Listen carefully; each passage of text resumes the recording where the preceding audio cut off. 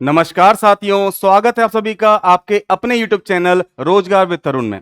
आज की वीडियो में हम आपसे चर्चा करने वाले हैं जो एनटीपीसी का 10+2 कैंडिडेट्स के लिए, यानी कि जिन्होंने 12th पास की है, ग्रेजुएट नहीं है, जो उनके लिए जो फॉर्म आया है वो आपका, जिसका जो नोटिफिकेशन नंबर है वो 06/2024 है। अब इसमें क्या चीजें हैं, क्या महत्वपूर्ण चीजें हैं, जरा उसके बारे में चर्चा कर लेते हैं। मैंने आपसे बोला 12th पास के लिए, तो ऐसा नहीं है कि जिनके पास हायर क्वालिफिकेशन है वो अप्लाई नहीं कर सकते। मिनिमम जो क्वालिफिकेशन होनी चाहिए वो 12th क्लास उसकी पास होनी चाहिए, जो बच्चा इसके लिए अप्लाई करना चाहता है। महत्वपूर्ण बातें क्या है इसमें, जरा उनको देख लेते हैं। तो बच्चे, महत्वपूर्ण बातों की बात करें तो 20 तारीख को ये नोटिफिकेशन आ चुका है।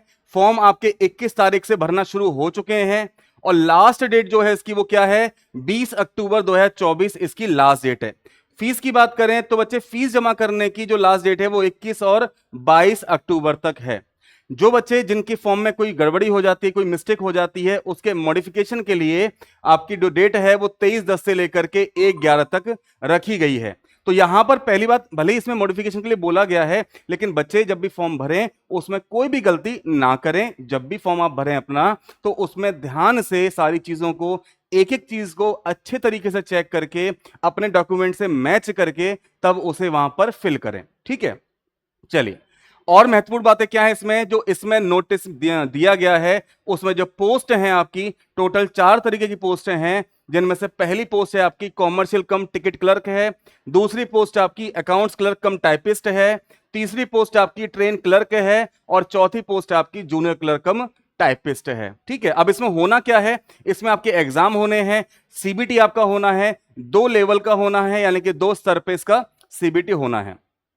अब यहां पर ये पोस्ट वाइज बात कर लें तो पोस्ट आपकी जो पहली है कॉमर्शियल कम टिकट क्लर्क, लेवल 3 है इसका पे का, जिसमें इनिशियल पे या बेसिक पे जो है वो 21,700, मेडिकल स्टैंडर्ड का B2 है। और इसमें जो एज है, पहले के हिसाब से एज कितनी है, 18 से 30 है, लेकिन इसमें क्या दिया गया है, 3 साल का रिलैक्सेशन दे दिया गया है, जिसकी वजह से अब इसमें अपर एज लिमिट कितनी हो गई है, 33 साल हो गई है।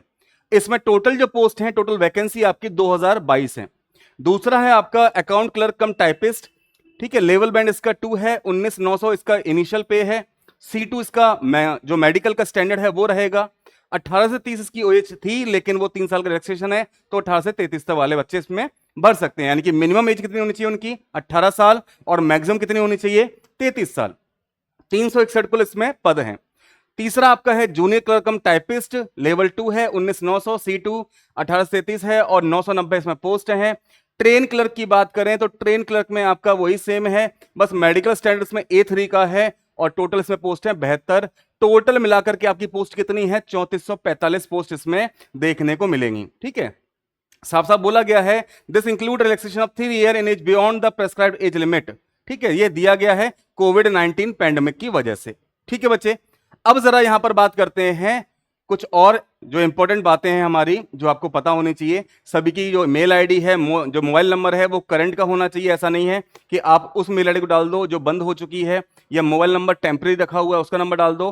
भाई, मोबाइल नंबर वही डालना जो आपके यूज में है, जिस पर आप मैसेज वगैरह रिसीव करते हैं। ठीक है, अब यहां पर बात है स्टेज ऑफ एग्जाम की। तो स्टेज ऑफ एग्जाम की बात करें तो 2 स्टेज का आपका क्या होगा, कंप्यूटर बेस्ड टेस्ट होगा, सीबीटी होगा, जिसके बाद में कंप्यूटर बेस्ड टाइपिंग टेस्ट भी होगा, जहां भी वो एप्लीकेबल होगा। ठीक है, जैसे टाइपिंग टेस्ट है अकाउंट क्लर्क कम टाइपिस्ट के लिए और जूनियर क्लर्क कम टाइपिस्ट के लिए। ठीक है, फिर उसके बाद क्या है, डॉक्यूमेंट वेरिफिकेशन है और मेडिकल एग्जामिनेशन है। कॉमर्शियल क्लर्क या कॉमर्शियल कम टिकट क्लर्क है और ट्रेन क्लर्क, इनके लिए सीबीटी 2 बार होना है, यानी कि फर्स्ट और सेकंड। उसके बाद में सीधा इनका डीवी होना है और मेडिकल एग्जाम होना है। ठीक है, चलिए, और क्या बात है इसमें महत्वपूर्ण, तो महत्वपूर्ण बात एक और है, जो आपका एग्जाम होगा उस एग्जाम में आपकी नेगेटिव मार्किंग भी होगी।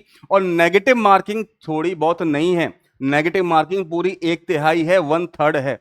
तो भाई, एग्जाम जब आपने देने जाओ उसके लिए आपकी तैयारी इतनी बढ़िया होनी चाहिए कि आपके क्वेश्चन गलत ना हो पाए। ठीक है, ऐसा नहीं है कि सारे क्वेश्चन हो सकता है आपसे ना आए, लेकिन आप इतने श्योर हो, या तो बिल्कुल आता ही है या बिल्कुल आ ही नहीं पा रहा। ठीक है, इस चीज में आपकी श्योरिटी रहनी चाहिए। और महत्वपूर्ण बातें क्या हैं इसमें, वो भी आपको बता देता हूं एक बार। और वो बातें हैं आपकी प्रेफरेंस पोस्ट बारे में दे रखा है इसमें, साथ में यहां पर एक चीज और दे रखी है कि जो फ्री स्लीपर क्लास रेलवे पास है वो SC ST कैंडिडेट को मिलेगा। SC ST कैंडिडेट जिनको free pass, free travel pass चाहिए, वो क्या करेंगे, इंडिकेट करेंगे उसमें यस, और अपना जो भी डॉक्यूमेंट वगैरह है उसके बारे में वहां पर दे देंगे। ठीक है, अब यहां पर बात आती है मेडिकल स्टैंडर्ड की। तो बच्चे A3 जिनका मेडिकल स्टैंडर्ड है, A3 आपका किसमें था, ट्रेन क्लर्क में था, जो चौथे नंबर की पोस्ट थी। इसमें 6/9 की आपकी आंखें होने चाहिए, 6/9 विद और विदाउट ग्लास, और जिनकी पावर 2D से ज्यादा नहीं होनी चाहिए। साथ में इनको पास करना पड़ेगा जो कलर विजन टेस्ट है, बाइनोकुलर विजन टेस्ट है, नाइट विजन टेस्ट है, और मायोपिक विजन टेस्ट है। ठीक है, B2 की बात करें तो 6/9, 6/12 की आंखें होनी चाहिए। चश्मा अगर पहनते हैं तो 4D यानी कि 4D से ज्यादा की उनकी लेंस की पावर नहीं होनी चाहिए। C2 में 6/12 की आंखें होनी चाहिए, नील विदाउट ग्लास। ठीक है, ग्लास वेयर रीडिंग और क्लोज वर्क इज रिक्वायर्ड।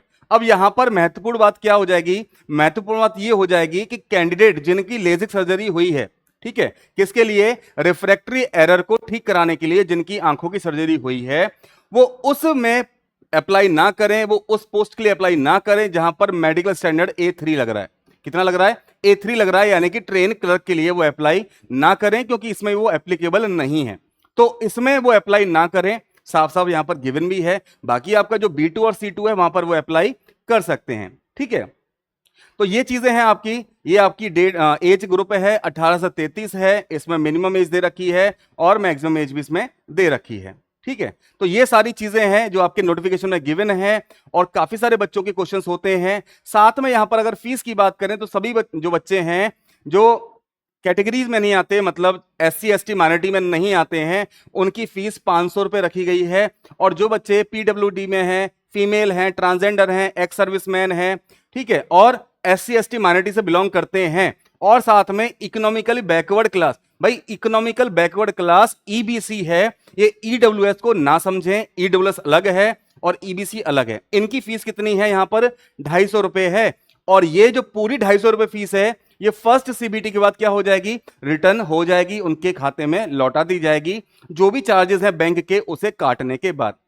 बात करें जो जनरल कैंडिडेट हैं, OBC है, EWS है, उनके लिए जो फीस है वो 500 रुपए है, लेकिन 400 रुपए क्या होगा, उनका रिफंड हो जाएगा, जो भी बैंक चार्जेस उसे काटने के बाद जब वो CBT 1 में बैठ जाएंगे, उसमें एग्जाम दे देंगे। ठीक है, तो ये कुछ महत्वपूर्ण बातें थी नोटिफिकेशन के बारे में RRB NTPC के। आपको वीडियो कैसी लगी एक बार आप कमेंट में जरूर बताएंगे, पसंद आई हो तो लाइक करेंगे, अपने दोस्तों के साथ शेयर भी करेंगे, और कोई सजेशन है तो उसे आप कमेंट में जरूर से लिखेंगे। मिलते हैं आपसे अगली वीडियो में एक क्लास के साथ में। यहां पर आपको बहुत सारी क्लासेस यानी कि साइंस की क्लासेस, फिजिक्स, केमिस्ट्री, बायो, इनकी तैयारी कराई जा रही है, इनके आप क्वेश्चंस देख सकते हैं।